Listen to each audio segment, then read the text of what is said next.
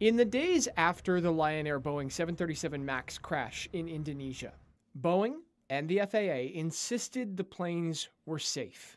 They told pilots if the system that malfunctioned on the Lion Air jet did the same thing to them, to follow a well-known procedure.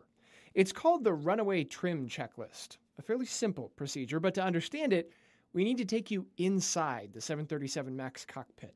There is a wheel in the center of the cockpit on the 737, not a new addition for the MAX. It's existed in the 737 for decades. It adjusts the trim on the control surfaces that sit on the tail of the plane. That control surface, the horizontal stabilizer, has the power to pitch the nose up and down. Adjusting the trim on the horizontal stabilizer changes the angle at which the surface sits on the tail and the angle at which the nose rests in the sky. Now, if something causes the plane to automatically and rapidly adjust the trim, it's called runaway trim. It's a malfunction. Pilots for years have been trained on how to recover from that. They flip off 2 electrical switches, cutting off the motors that drive that trim wheel. Then they manually crank the wheel back to where they need it. At the same time, they're pulling back on the control column to level out the nose. It's a 2-pilot operation.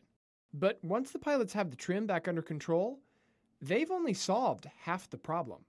They still have to recover the plane, potentially from a nosedive. That's the procedure Boeing told pilots to use if the automated system at issue in Indonesia and Ethiopia ever malfunctioned.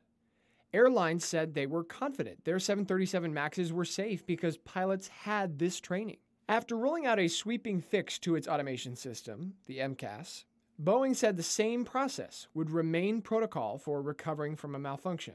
But recovering from runaway trim can be a lot of work, especially in close proximity to the ground.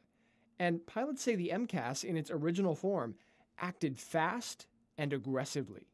For pilots on Ethiopian Airlines Flight 302, it might have put the plane in a steep nosedive. One so compromising, Boeing's outlined recovery procedures weren't enough.